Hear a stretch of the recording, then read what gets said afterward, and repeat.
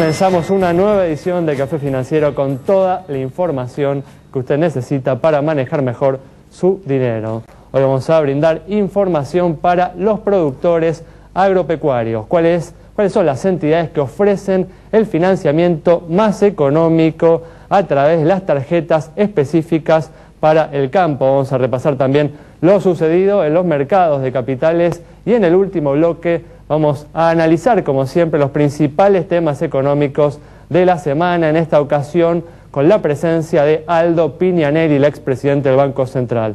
Quédese con nosotros. Tras el siguiente intervalo vamos a regresar con todos estos temas y vamos a responder a todas sus consultas. Y aquí estamos ya con la presencia, como siempre, de Juan Cerruti. También está con nosotros Yamila Escala. Y nuevamente está también con nosotros Jorge de los Santos, quien va a repasar lo sucedido esta semana en los mercados de capitales. ¿Qué tal? ¿Cómo andan? ¿Cómo estás? Muy bien, ¿cómo estás? Gracias, como siempre digo, por estar acá nuevamente. Y vamos a ir rápidamente a la información que tenemos para hoy. Y esta semana se realizó una nueva entrega de los premios Prestigio Seguros. Estos premios que se entregan a las empresas de seguros más prestigiosas del mercado local. Yamila nos cuenta cómo fue este evento y cuáles fueron las compañías galardonadas. Una vez más, las compañías de seguros fueron elegidas, fueron destacadas, fueron reconocidas por los productores asesores de seguros. Allianz en el primer puesto y el reconocimiento de Sancor como aquella compañía que pudo adaptarse a los nuevos cambios. Y atención, un nuevo premio, el premio Conciencia. Prevención ART inauguró este lugar tan importante referido a aquellas compañías que tienen creatividad a la hora de generar conciencia aseguradora en el mercado. Vemos a los ganadores.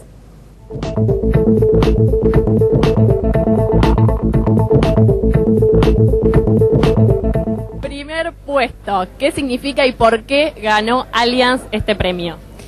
La verdad que es un orgullo enorme para nosotros haber podido ganar este premio, principalmente en uno de los casos porque lo votan colegas y la verdad es que es una caricia de algún modo al trabajo profesional que venimos haciendo y en que ponemos mucho de nosotros para dar lo mejor, y claramente que nos hayan elegido los productores que son, como siempre decimos, nuestro brazo extendido y quienes hacen posible nuestra estrategia, es un orgullo enorme, un placer y estamos sumamente agradecidos. ¿Qué significa haber ganado este premio?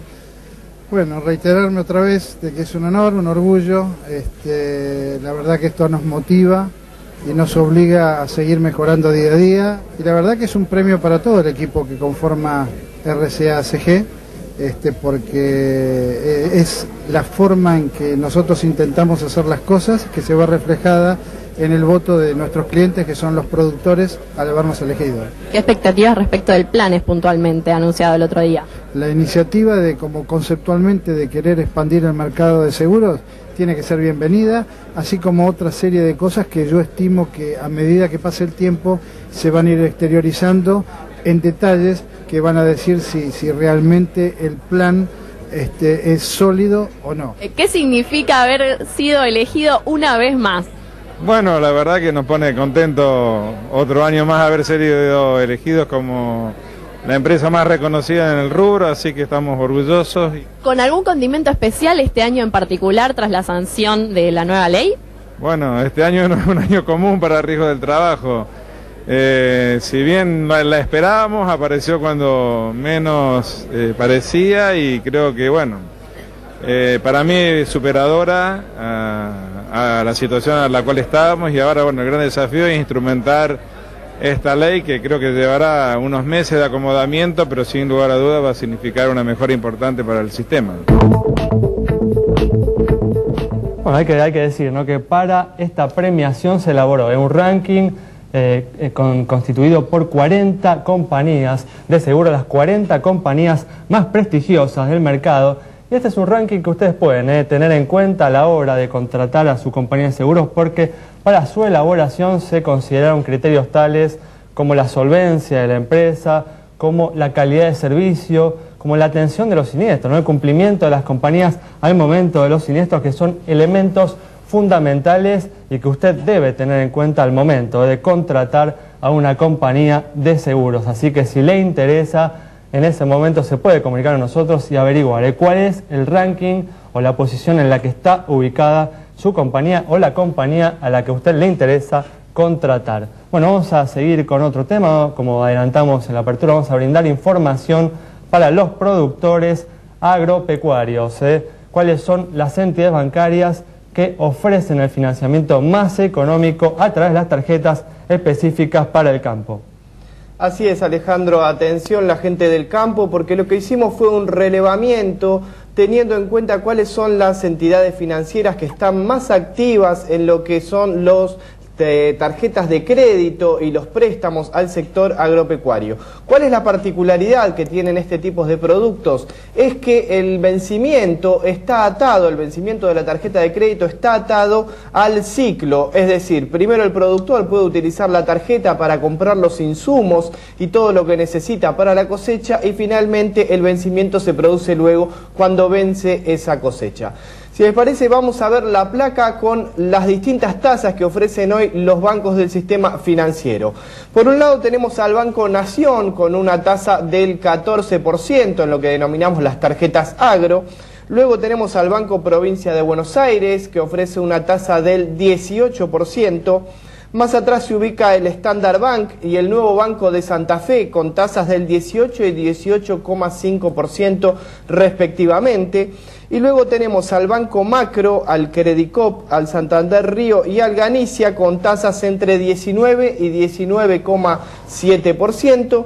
Y finalmente se ubican el Francés y el Patagonia con 20 y 20,2%. Recordamos entonces información importante para los productores del sector agropecuario, y sobre todo hay que tener en cuenta también que en muchos casos estas entidades han acordado, ¿sí?, determinados programas con distintos negocios o comercios, por el cual además se puede acceder a financiamiento prácticamente sin tasa de interés, es decir, con tasa de interés cero, lo que hace más accesible también la compra de todos estos insumos para el campo.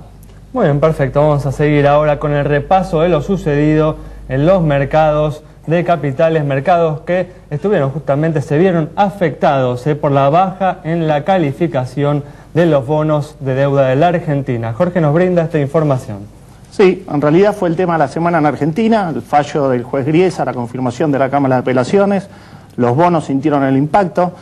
Evidentemente el panorama en mediano plazo se complicó porque se pone en duda los pagos a partir de que salga la confirmación de Griesa, a ver cómo van a pagar a los fondos buitres que están pidiendo una equiparación con aquellos que entraron en el canje de los años anteriores. Evidentemente es un tema extremadamente complicado para el país. Ya las altas autoridades del país dijeron que no iban a negociar con los fondos buitres. Desde mi punto de vista se necesita una ingeniería política financiera de primera línea, porque hay un juez y una cámara que ya dijeron que necesitaban pagarle a los fondos buitres y equipararlos, ¿no? Bueno, también de esa manera se expresó, ¿no?, aquí en el programa el domingo pasado José Luis Esper, que justamente advirtió lo que después a lo largo de la semana finalmente sucedió. Nos vamos con esta información a un corte. En instantes estamos nuevamente con ustedes.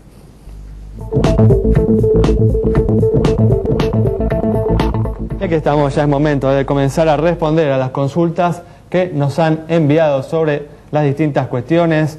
Vamos a comenzar justamente ahora con las consultas sobre el estado de las entidades bancarias. Por ejemplo, vamos a responderle a Lorena sobre el estado del Banco Industrial. Informamos a Lorena que el Banco Industrial tiene un patrimonio de 448 millones de pesos, tiene depósitos por 2.926 millones de pesos y ha acumulado un resultado desde diciembre de 2011 a la fecha de 68 millones de pesos a favor. Estos indicadores están en línea con el promedio de mercado, así que le asignamos una cara sonriente. Bueno, vamos a seguir ahora con una consulta más sobre el estado de las entidades bancarias, que es la consulta de Eduardo sobre el estado del Banco Columbia. En el caso del Banco Columbia, tiene un patrimonio de 275 millones de pesos, tiene depósitos por 1.901 millones de pesos y según la última información tiene un resultado que ha acumulado de 138.000 pesos. Esto es desde junio de 2011 hasta la fecha. Los indicadores nuevamente se condicen con el promedio del mercado, otra cara sonriente para el Banco Columbia. Muy bien, perfecto. Vamos a volver ahora al mercado de seguros, un mercado en el que hay preocupación de muchos empresarios por una nueva resolución que emitió hace algunos días la Superintendencia de Seguros, que va a impactar en los capitales que deben integrar las compañías para operar en nuestro mercado. Yamila amplía esta información. Suben los capitales mínimos por rama que deben integrar las compañías justamente para poder formar parte del mercado y operar. En sí hay un cambio en lo que es el cómputo, cómo se calculan esos capitales. Y esto afecta a 61 compañías que demuestran sus capitales a través de rama, justamente esta modalidad. ¿Qué pasa? Dicen que va a ser de manera gradual, de hecho la adecuación vence en 2013 y diciembre de 2014, pero los empresarios están inquietos claramente porque, por ejemplo, lo que es inmuebles y deudores por premios cambia el nivel, el peso que tienen en poder demostrar este nivel de capital. Entonces, bueno, temen pasar de un déficit a un superávit. No son compañías que demuestren un gran superávit, entonces de repente un siniestro puede colocarlos en otra posición, o el hecho de tener obviamente que justificar más capitales mínimos requeridos. Entonces, bueno, una situación de incertidumbre sumado a que, bueno, nos comentan que el comité de elegibilidad todavía, por ejemplo, no se ha reunido y se sabe que ellos van a ser quienes ofrezcan o digan por qué lado se puede ir a nivel de inversión, y sumado a un reclamo que tiene que ver nada más y nada menos que con el impuesto a las ganancias. No solamente, obviamente, los CEOs de las empresas, pero sí muchos empleados de alto nivel que dicen, la verdad, no sé si quiero que me aumenten el sueldo en enero porque lo que estoy pagando de impuesto a las ganancias, sumado a tal vez estas medidas que tienen que ver con una mayor recaudación, bueno, plantean un descontento bastante importante en el mercado. Esto, bueno, es una resolución que ya entró en vigencia, pero se suma a otras medidas que tienen que ver con la necesidad de los empresarios de saber con qué instrumentos van a contar a la hora de invertir. Muy bien, perfecto. Bueno, esperemos que estas medidas se apliquen, ¿no?, con la gradualidad necesaria y comprendiendo, ¿no?, las problemáticas específicas de cada una de las compañías frente a este tema. Vamos a cambiar ahora de temática y justamente, como todos saben, ¿no?, ya desde hace algunas semanas las provincias de Chaco y Formosa vienen manifestando, ¿no?, su intención, incluso han avanzado en este aspecto, de especificar sus compromisos en dólares. Ana Saco, nuestra nueva colaboradora, le preguntó al público si apoyan la decisión de estos distritos. En las últimas semanas, 2 provincias argentinas anunciaron la especificación de sus bonos en dólares. Café Financiero le preguntó a los argentinos si apoyan la decisión que han tomado estos distritos y si consideran que debe extenderse al resto de las obligaciones en moneda americana. Según a quién se lo vendieron, si se lo vendieron a gente del exterior, en pesos es imposible pagarlo. Si lo vendieron en el país, me parece bien. Sí, en realidad no sé bien cómo se va a terminar definiendo, pero me parece buena idea. Si el compromiso fue asumido en dólares, debería ser pagado en dólares. De otra forma, bueno, se verá ellos verán la manera de acomodarlo como corresponda. Totalmente. ¿Y no cree que deberían cumplir con su compromiso de pagar esos bonos en dólares? Y el compromiso es relativo, porque toda la deuda que se contrajo fue en base a estafa al Estado y al pueblo argentino. Tal cual. Siempre y cuando se siga la causa nacional, popular y democrática, sí, es obligación. No, la plata que vos ahorrás en tu moneda, en la moneda que elijas, te la tienen que volver en la moneda que elijas. Y también el país se había comprometido.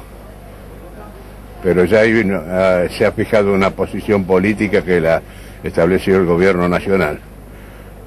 Bueno, yo creo que tienen también este derecho las distintas provincias.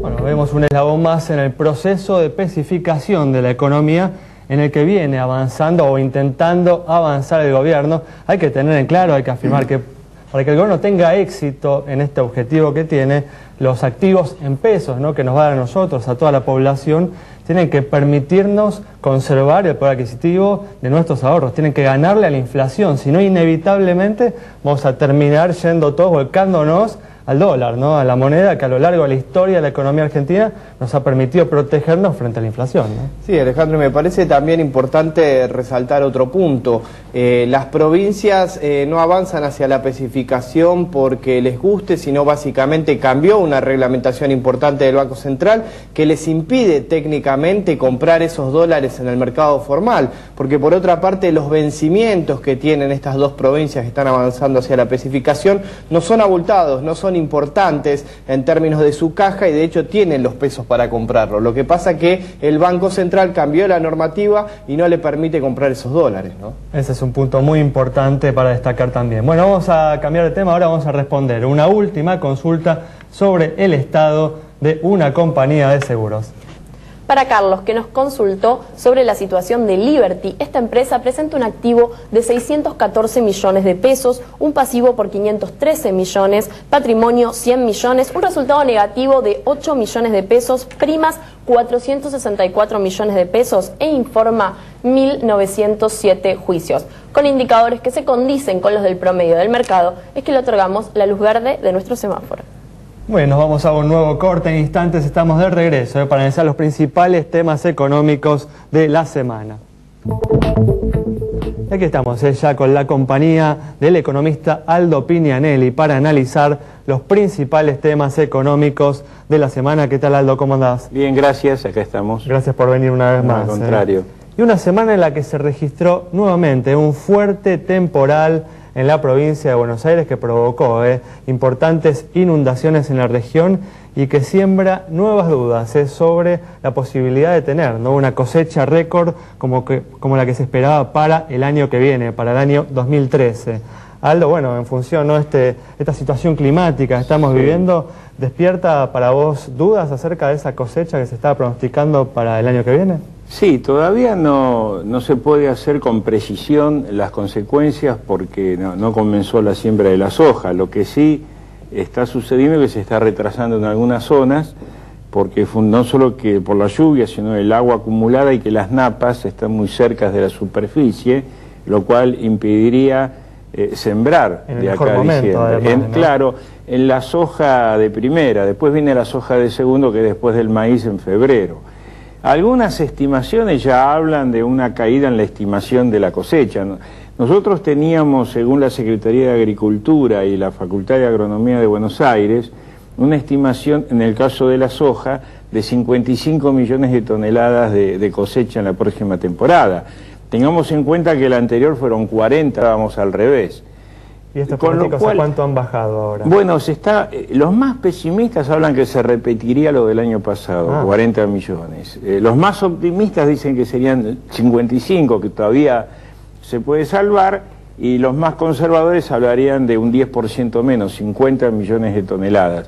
Pero insisto, todavía es prematuro decir con certeza cuál es el resultado. De cualquier manera, para que la gente entienda qué significa esto de una menor cosecha o mayor cosecha, no es tanto la importancia de la disponibilidad de divisas, porque seguramente si Argentina produce menos soja, el precio internacional de la soja va a subir, porque es un juego de oferta y demanda, y Argentina es un importante jugador de la soja. Pero, el menor volumen son menos camiones en ruta, menos tractores contratados, menos mano de obra, y eso sí pega en el Producto Bruto Interno. Eso te iba a preguntar, ¿no? Porque justamente se coincide mayormente en los últimos meses en un crecimiento del año que viene en torno al 3%. Justamente si la cosecha no es como se esperaba. ¿A cuánto se va, no, esa perspectiva de crecimiento económico? Y bueno, el crecimiento de la soja de 40 a 55 millones de toneladas aportaba el 2% de crecimiento al PBI.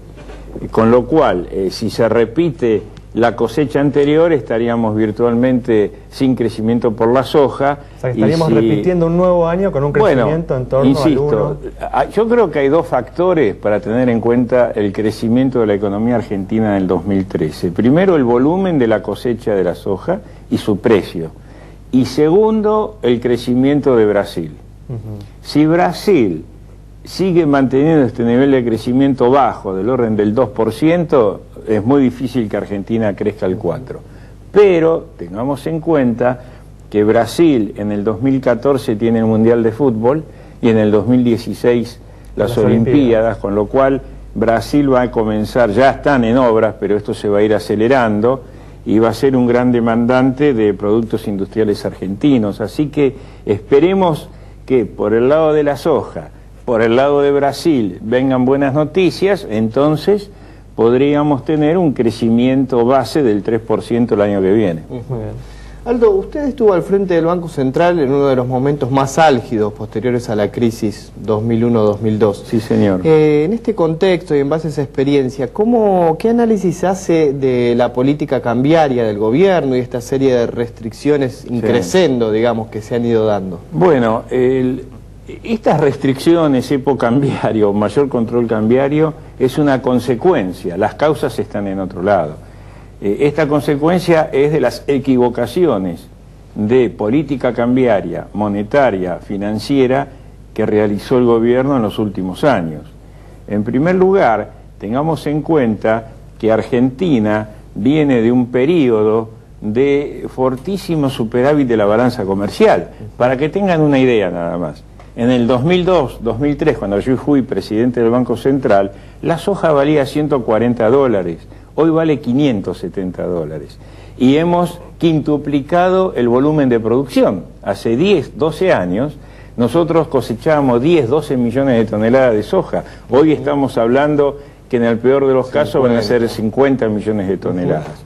Eso provocó un fuerte flujo de divisas hacia Argentina y hacia toda Latinoamérica, con lo cual hoy Latinoamérica tiene, en el sentido del flujo de los dólares, un esquema muy positivo que no tiene antecedentes históricos. ¿Por qué no tiene antecedentes históricos esto? Bueno, justamente por los beneficios de los precios relativos del intercambio comercial, porque lo que nosotros exportamos subió muchísimo y lo que importamos por el fenómeno chino, que son productos industriales, bajó de precio.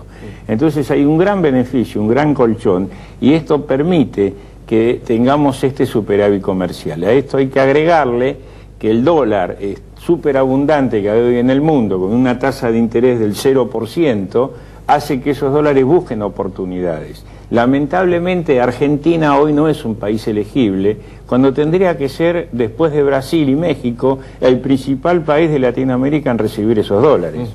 Y en este contexto, ¿cómo ves la situación para 2013, teniendo en cuenta que en Argentina también va a ser un año electoral, ¿no? Claro, bueno, yo veo que el cepo cambiario va a continuar por mucho tiempo porque el gobierno todavía no ha solucionado los desequilibrios macroeconómicos. Veo un serio problema en el 2013 con la inflación. Si el gobierno no baja el gasto, no deja de emitir moneda y no solucionamos el problema del INDEC, Club de París, y el acceso al crédito externo, la inflación va a ser mucho más alta que este año y eso va a tapar cualquier mejora de la economía. ¿De cuánto estamos hablando, Aldo? Y yo veo una inflación de arriba del 30% para el año que viene, porque este año que el PBI creció muy poco, tuvimos un 25% de inflación. El año que viene, si vamos a crecer al 3 o 4%, y si el gobierno no modifica la política fiscal, monetaria, crediticia y financiera, va a ser imposible bajar la inflación. Muy bien, bueno, Aldo, muchas gracias por haber estado nuevamente con nosotros. El análisis entonces de Aldo Pignanelli sobre la economía argentina, sobre los efectos que tendrá la situación climática en el crecimiento económico del año que viene y también sobre las perspectivas inflacionarias para el 2013, que cada vez está más cerca. Nos encontramos el próximo martes a las 17 horas aquí en Metro.